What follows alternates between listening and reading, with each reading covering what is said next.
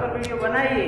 આજે જોરદાર વિડીયો બનશે. અડધો મૂકીને વિડીયો જતો નહીં અને મજા આવશે જોવાની એક નંબર. હાલ હું કુંભારખા તળાવ બોમ્બ છે ને તેઓ બોમ્બનું તળાવ છે મોટામાં મોટું તેઓ આનું ઉભો છું અને આગળ જશું તમને પછી બતાવું છું. આગળ પહેલેથી નહીં કહું જો જવું નહીં પણ વિડીયો બનશે એક નંબર સાહેબ. આ છે કુંભારખાનું તળાવ અને પેલી બાજુ ખાસો પક્ષી છે પણ થોડો દૂર છે એટલે નહીં જતો કે પક્ષી બહુ છે. ફાઇનલી મિત્ર આપણે દૂધવા પહોંચી ગયા હતા અને આ દૂધવાનું આ સાહેબ પણ છે અંદર નહીં ભાગનું જેણી જેણી માછલી બહુ મરી જલતી ના પક્ષી બારલો બહુ આવેલ છે અતિશય લાલ થઈને ધોળો ને એવું બહુ અને હોય કનેક માજી બે છે એ વર્ષોથી પોણી બધાને પાવે છે એટલે હું જવું કે નહીં એટલે ઠંડુ પોણી પાવે અને જે પણ મળે 10-20 રૂપિયા જે હોય આપણે બિસ્લેરી પોણી ના અમે 10-20 રૂપિયા તો હાલવા પડે છે એટલે માજીને હું દરરોજ હાલું. અને તમે મિત્ર આ બાજુમાં આવો તો થોડી ઘણી મદદ કરતા રહેજો બરોબર ને. હવે ડાયરેક્ટ આપણે આગળ મળીએ.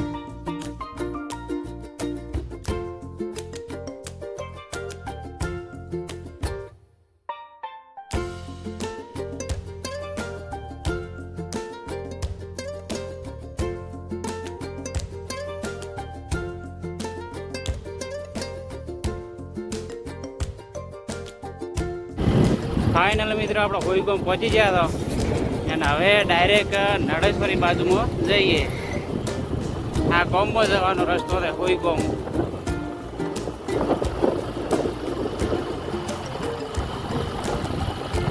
થોડોક નાસ્તો કરી લીધો અને પછી કીધું રાગી રાગી હેડે જાઉં એટલે એક પગ ખાધો એટલે થોડો પેટમાં શાંતિ થઈ જાય.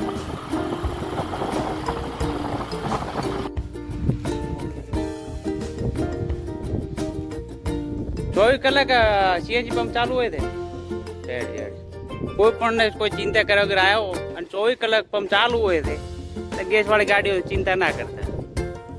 ફાઇનલી મિત્ર હવે નડાબેટ બાજુ નીકળી ગયા હતા અને આ સીએનજી પંપ વાળા બહુ માણસો સારા હતા. અને હું એક તમને વાત કરું કે કોઈ ગામની અંદર દાબેલી વાળો ભાઈ છે લગભગ રાજપૂત જ છે.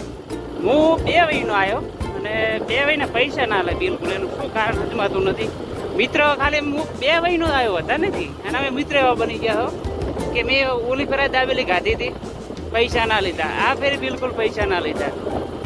અમુક માણસો પડ્યા ગુડ જિંદગીમાં પડ્યા ખરેખર તો. ફાઇનલી મિત્ર આપણે નળેશ્વરીનો પહેલો ગેટ. ફાઇનલી મિત્ર આપણે પહોંચી જવા આવ્યા નળેશ્વરી. એટલે પેલો આર્મીનું પેલું ચેકિંગ હતું ત્યાં પહોંચ્યા હતો. હાલ પેલો હોય ચેકિંગ હતું ને હવે નથી હોય થતું આગળ સીધું લઈ લીધું એટલે બોર્ડરને મંદિરનું આખું અલગ કરી નાખ્યું. પહેલાં બધું ભેગું હતું એટલે બોર્ડરનો રસ્તો ઓપન હતો પણ આ ચેકપોસ્ટ કાઢી નાખી હોય હતી.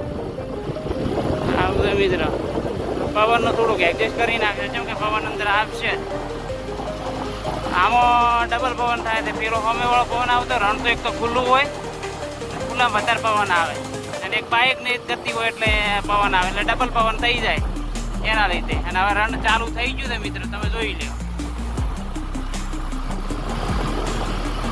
આ બાજુ હજી વાઇટ નહીં થયું ને કે ચોમાવું આવે કે નહીં એટલે પોણી અંદર આવી જાય રણમાં. હજી સુધી આવ્યું નથી પણ વરસાદ થશે એટલે આવી જાય.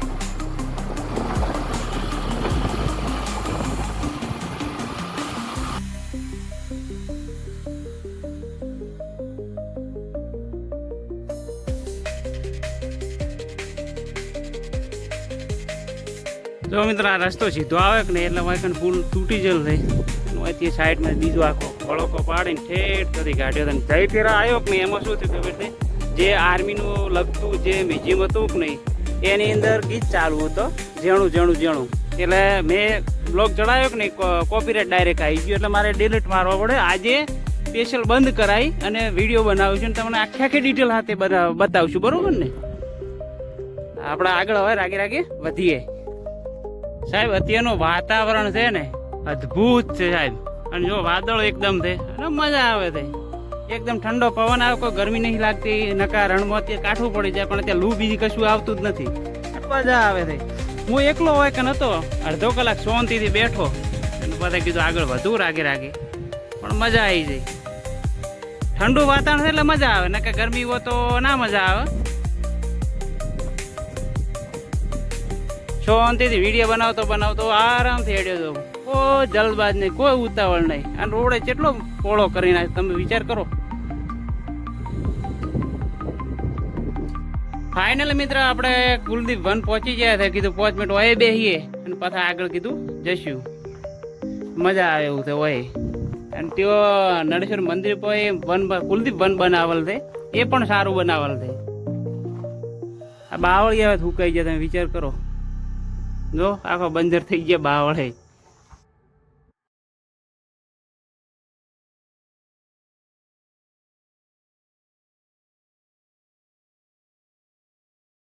ફાઇનલ મિત્ર આપણે નડાબેટ પહોંચી જાય. હું નડાબેટ સીમા દર્શન આપનું હાર્દિક સ્વાગત કરે છે.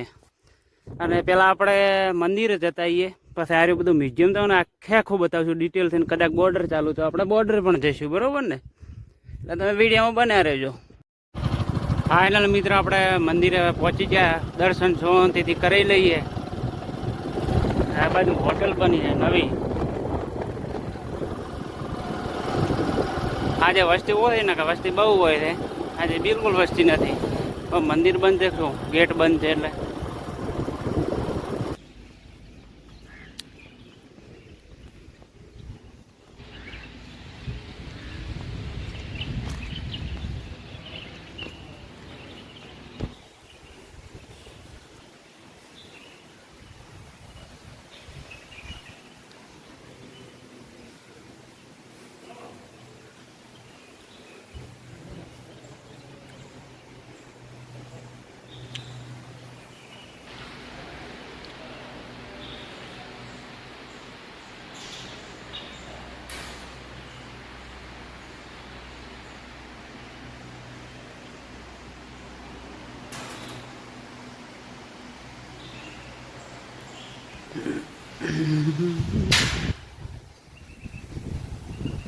હવે આપણે જઈએ. આ નવું બધું બનાવેલ, પેલા ટેક્સચર નહોતું. આ જૂનું બધું જૂનું થઈ રહ્યું. આ મંદિરે નવું બનાવેલ છે, જોરદાર વિકાસ કર્યો છે.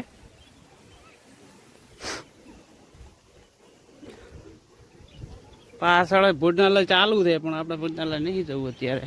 એ બગીચો બીજું સારું બધું બનાવ્યું છે.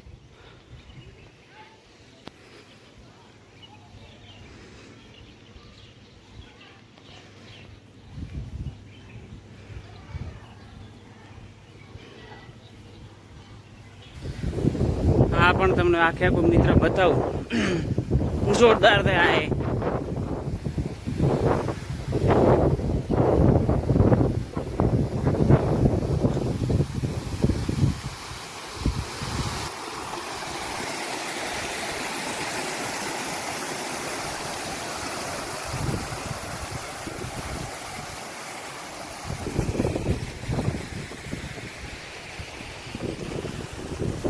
મારા મિત્ર કહેતો હતો ઓલા ફોનમાં તું ઝડપી બતાવી દે, શાંતિથી બતાવી. કીધું આજે શાંતિથી બતાવું. આ જૂનું મંદિર છે. આ બે મંદિર, સૌથી જૂના જૂનું આર્યું, પછી આર્યું અને પછી આર્યું.